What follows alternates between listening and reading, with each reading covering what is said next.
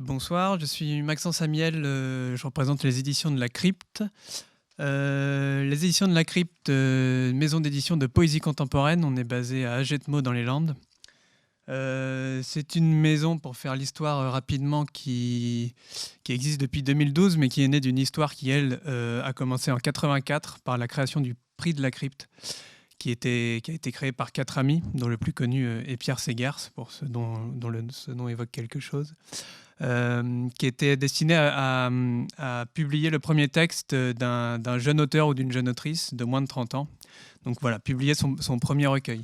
C'est un prix qui existe encore aujourd'hui, qu'on continue à publier, mais en 2012, l'équipe a créé une véritable maison d'édition. Aujourd'hui, c'est une dizaine de recueils de poésie par an, dans 4 collections différentes, dont je vous fais rapidement une présentation. Une collection premier texte, donc dans laquelle s'inscrit le prix de la Crypte tous les ans, publié tous les ans au printemps, mais aussi d'autres premiers textes qu'on reçoit. C'est une collection qui s'appelle Jean Lalaude, du nom d'un des créateurs de la Crypte. La collection Le Pays qui grandit, qui est la collection principale de la maison d'édition, c'est à peu près 6 titres par an, et c'est une collection poésie francophone, mais de tous horizons. Voilà. La collection Moins les murs, qui est une collection bilingue, dirigée par Sandrine Ferrer. Le principe, c'est de publier donc un texte dans sa langue d'origine et dans sa traduction française, mais le texte est inédit à chaque fois dans sa langue d'origine. C'est-à-dire que c'est une première édition dans les 2 formes du texte. On a pour l'instant 2 textes d'auteurs irakiens et un texte d'un auteur français qui a traduit son texte en anglais. Il a un peu triché, lui. Et la 4e collection, il y a un titre dans cette collection, elle s'appelle La Bonne Compagnie. C'est une collection d'essais, mais des essais qu'on a voulu, donc des essais poétiques, et qu'on a voulu ne pas être des essais d'analyse universitaire, des essais d'exégèse, mais plutôt des livres où l'auteur va témoigner de sa rencontre sensible avec une écriture ou avec un poète en particulier.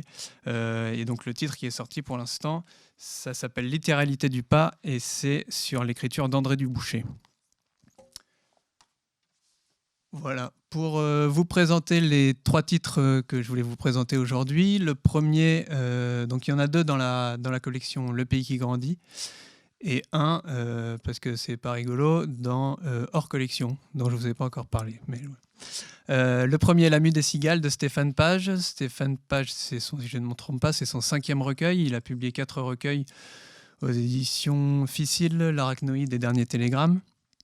La Mue des Cigales, voilà, une poésie en prose, je dirais très ancrée dans la terre, très labyrinthique.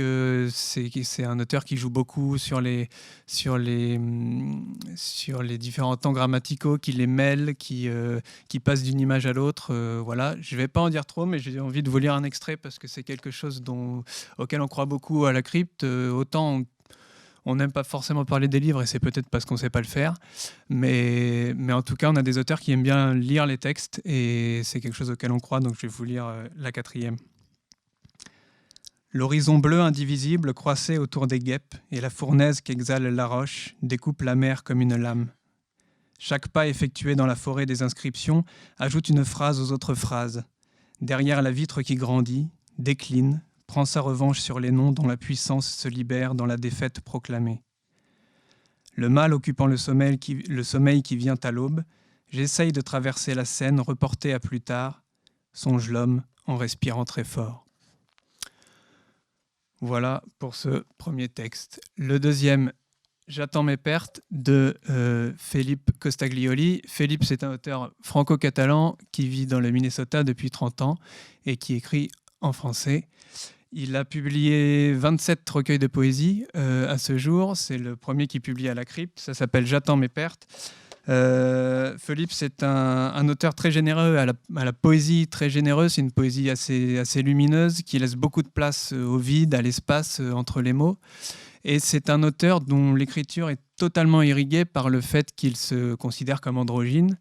et qu'il est, voilà, son écriture est totalement irriguée par cette question de l'identité, du rapport au genre, de la vision de l'autre, etc. Et donc on a voulu jouer sur ces stéréotypes de genre en publiant le texte sous les deux couvertures rose et bleu. C'est quelqu'un qui s'habille tout le temps en bleu et en rose. Et donc voilà, c'était un petit clin d'œil aussi à l'humain derrière les livres. Et ça nous permet sur les salons de voir vers où tendent les gens. C'est assez rigolo. Voilà, et le dernier texte que je vous présente, Nous qui avions perdu le monde, de Clément Bondu. Je ne l'ai pas ici puisqu'il n'est pas encore paru. Clément Bondu, pour certains libraires, c'est un auteur qui vient de publier son premier roman chez Alia, donc peut-être son nom vous dit quelque chose. Et son texte est une sorte de carnet de voyage qui raconte tous les continents qu'il a traversés pendant une dizaine d'années. Et c'est un très beau texte et je m'arrête parce que je n'ai plus de temps et je vous remercie pour votre écoute.